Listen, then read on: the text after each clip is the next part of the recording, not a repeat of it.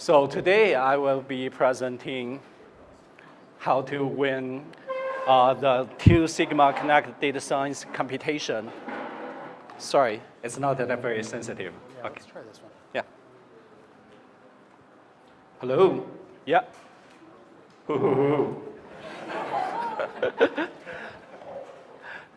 Okay.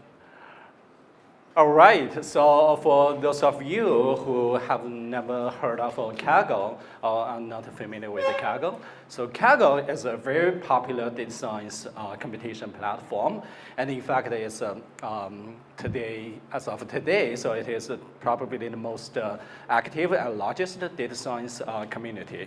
So with more than 1 million registered users and about 100K active data scientists in participate in a variety of data science competitions.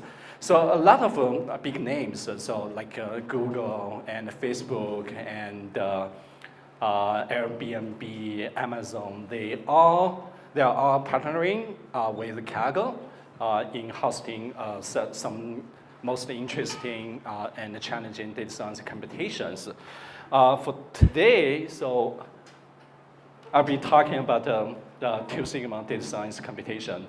So basically, 2 Sigma is a hedge fund company known for its advanced technology in the machine learning and artificial intelligence. And Rent Hard is an apartment search website. So they're challenging data scientists all over the world to make predictions on how many inquiries would be for a specific listing based on the apartment's features like the size, the number of bedrooms, number of washrooms, and the price, location, etc., etc. So yeah. And in order to win a data science computation, you got to be good at 3 things. First of all, feature engineering. So by feature engineering, what I mean is so we need to make the raw data consumable to the algorithms. And second of all, the model tuning. So there are tons of algorithms, and each algorithm comes with maybe from a few to tons of parameters, and knowing those parameters and knowing how to tune them is a key to getting a better performance in the data science computation. And the third one is specifically for data science computation. Personally, I've done a lot of data ensemble, but technically, practically, in real production environment, I've never done that. It's too complex to implement. It would be a nightmare for the engineers. So keep it in mind. So yeah, that's the 3 things to win data science computation. So today, I'll be focusing on the feature engineering and the model ensemble part. So first of all, let's take a look at the data. So for this computation, one of the things I like the best is so it comes with the most, probably the most comprehensive data sets. So including category features, numerical features, and and date time features, and also the images. Human beings are visual animals, so we tend to be attracted by the high quality images, and as well as the descriptions. So the managers can put some very fancy words in the descriptions to get the attention of the potential customers. So yeah, how to put them together is very challenging. So today, my focus will be on the imaging, how to process imaging features, as well as the text features. And so because my guess is those 2 are the most interesting part and are the really the meat and the potatoes.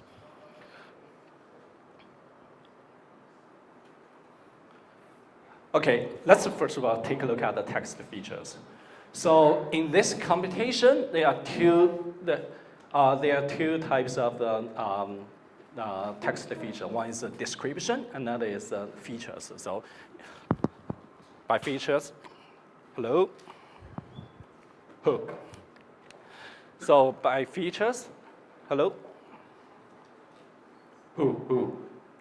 By feature, it includes the apartment features such as the elevator, things like that.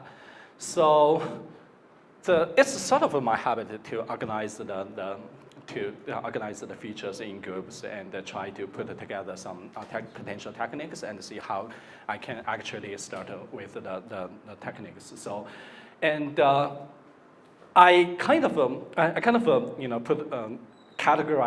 created two groups of feature engineering schemas. So one is some general techniques like count the length of text and the number of words and number of uppercase letters. So some managers, they tend to use the uppercase, a lot of uppercase words to get intensive, but they're good at bad. So everybody has their own opinions, but it's better to expose it.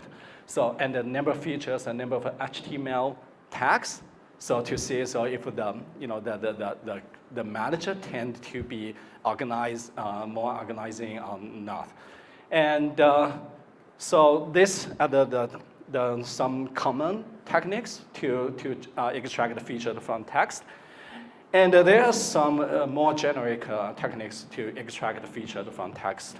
So there are count vectorizers and TF, IDF vectorizer, word2vec, and the SVD. So I'll talk them in details.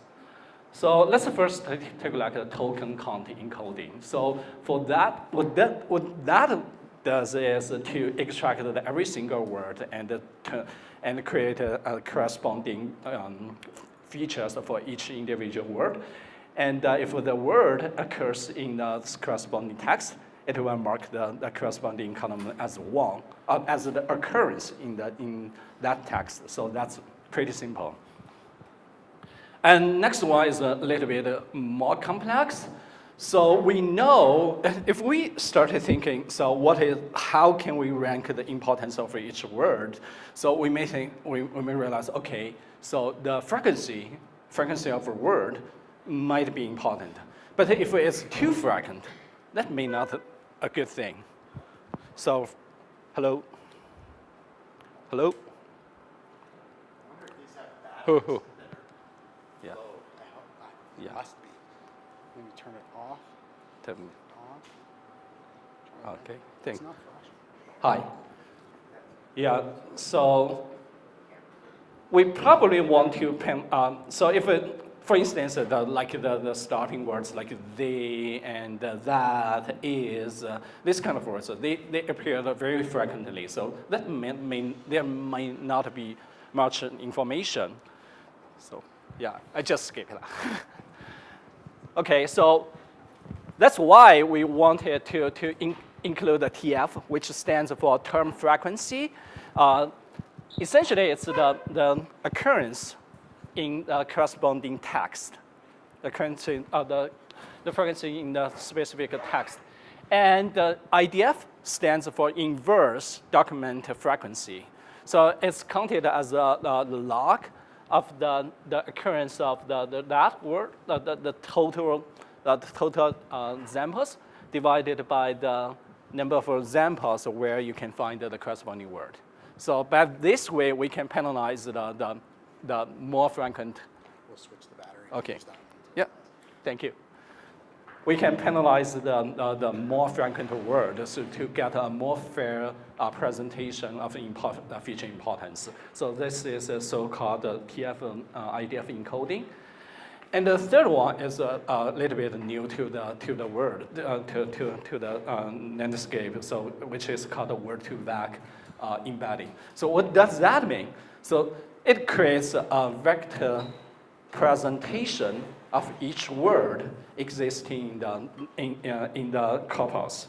So we created a vector representation of a king, and we created another vector presentation of a woman. So by adding the two vector, we may end up with we may end up with a vector that is very similar to cream. So essentially, in this way, it allows us to do some mathematical operations among the words. So typically, we cannot do that with the real world, right? So, and this is how word2vec does, which is a very effective way to encode the text.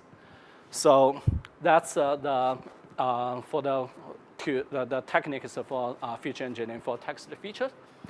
And the next one, I will be talking about one of the boldest feature engineering I've done for this computation.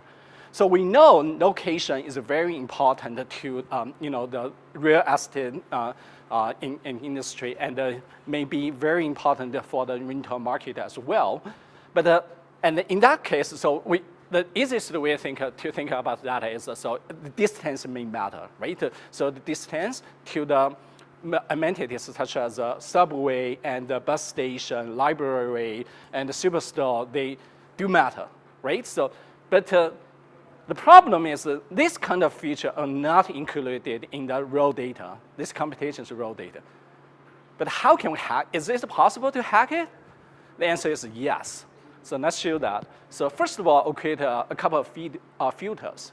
By filtering the description with some specific keywords. For instance, we can apply a filter with the keyword subway. So we end up a couple of a few hundreds of listings with the description that has the keyword subway in that. And then I perform the space-based and density-based clustering algorithm on those on each groups. So the idea is so if a listing is boasting apartment is boasting is having the keyword subway in the description, so that may indicate it's close to the subway station, right? So, and if we get all of the listings and do the clustering, we may end up with the groups of the apartment distributed in the city, right? And for a specific group, let's find out the centroid of that group, geolocationing, and that centroid is likely to be the actual location of the underlying subway station. So this is the idea how to hack it. So I actually did that. It took me a lot of time to implement it, but it turned out to be one of the most effective features in the computation. So question? Oh, yeah. So next, I'll be talking about the image features. So again, I try to group the techniques into two types. One is the image statistics, which includes the count of photos, created daytime, and length, width, the size, if it's too glossy, and if the color status, and how blurred it is, and how brightness it is. So things like that, so which are pretty basic. So you don't need a lot of techniques. So you just call a package. So that will do the job. And next one. So I want to take advantage of some deep neural networks to extract the features from images. So how does that work? Let's take a look at the raw pictures on that corner. So I'm not sure how you look at that, but to me it's a good picture, very good quality, so very good composition and good light, and so yeah, so professionally photoed. So, but how computer sees that? So we can apply object detections to find out what objects are in this picture. So for instance, by applying the object detection algorithm, we can identify there's a chair, there's a sofa, there's a TV monitor, and there are some potted plants. So therefore, we can identify some hot space in the picture, right? So if you take a look at the hot area, so this one indicate this is a television room or living room. So, and we can also extract some additional features like it's a closed environment, and there are some glass, there are some wood, and it's good for reading and natural light and soothing, and it's glossy. So those are the good indicator for good quality pictures. So that's for the feature engineering for images. So I'll just skip the model tuning part, which is maybe too dry, and talk about the model ensemble. So what does model ensemble means? So I'd like to use the quote from George Box, the famous statistician. All models are wrong, but some are useful. So how model ensemble works is to have multiple models instead of one, and get them work together, and to get a better result. So there's a very specific technique called stacking. So it creates a couple of models, and using their predictions as inputs, and throw them into a second level model, and do the stacking, and train the model on top of the prediction from level 1 models. So this way we can make the multiple models work together. So this is my final solution. So one of the things, I think this will work now. Sorry, everybody. Yeah. There's always one little detail that you don't think about.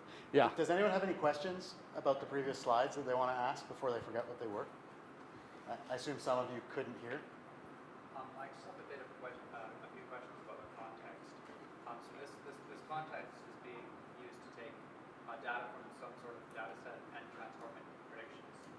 But I don't know what the original data set is or what the expected output of the model is. The data set is available at Kaggle's website. So you just search 2 sigma RINT-HAP and Kaggle, so you'll find it. Yeah. So the question was, where did the data come from? And the data came from a data set that Kaggle provided, and the context was use this data set to predict the likelihood that that apartment would be rented. Yeah. Yep. Okay. And I'll switch this one. Yeah, thank you so much. So, okay. So I had one question that was back a few slides on you took keywords in the description and then clustered them. Is that correct? Yes. I didn't fully understand. So it was you took the description, filtered it, and then took the frequency of certain keywords and then clustered based on. Not really. So Sorry. quickly. Yeah. So the idea is to fit out the description by keywords, right? That's correct. And then apply a clustering algorithm on the filtered. On the filtered examples, and then so the intuition is because if for instance, if 105 listings boasted Central Park in the description, that may indicate that they are around the Central Park. And if we calculated that 105 listings location and calculated their centroid, so that might be the location of a Central Park. So that's the intuition. So knowing the location of a Central Park, then we can calculate the distance between each of the listings within this cluster and to Central Park. Sorry, one follow-up question. So then the output of your clustering algorithm says, these descriptions are similar, so they're probably close together, and so that's then featured in the. No, so one thing I forgot to mention. So the clustering is based on latitude and longitude. So we filter out the other examples by the keywords and perform the clustering based on latitude and longitude. Oh, okay. So, Yeah, sorry, not based on the description. So you cluster based on latitude to say these are geographically similar, and if this one's by a subway station, then this one is also by a subway station. Yes. They're You- geographically close, and so you're learning from Yeah, the description of the neighboring. yeah, you got it. Okay, thank you. So, I think it'll work if you keep it real close Hello. to your chin and down. who? These No. are very sensitive mics. No. I think it's too loud. You're not quite loud enough. Okay, yeah. Is there a time dependence to the response variable? Sorry, Kate? Is there a time dependence to the response? Or is it just total number of clicks? Or is it total number of clicks on the ad in the first day, the second day? Was it placed on Monday? Was it placed on Wednesday? What about the Okay. predicted? The question was, so is the response variable depend on the time? So no. So it's a overall rank of the rank of the interest to a listing. So basically, it comes with the 3 values. So median, high, and low. Oh, okay. So turning it into a classification problem instead of a regression. So So you model that as an ordinal variable? yes. You model that as an ordinal or a categorical variable? Yeah, I actually created a classification for this problem instead of a regression. So because the target variable is a categorical, so median, high, low. So Thank you. no problem. Yeah. Hope you don't mind, my question is very detailed. Do you mind go back to the living room slide? Oh, the living room? Pictures. Okay.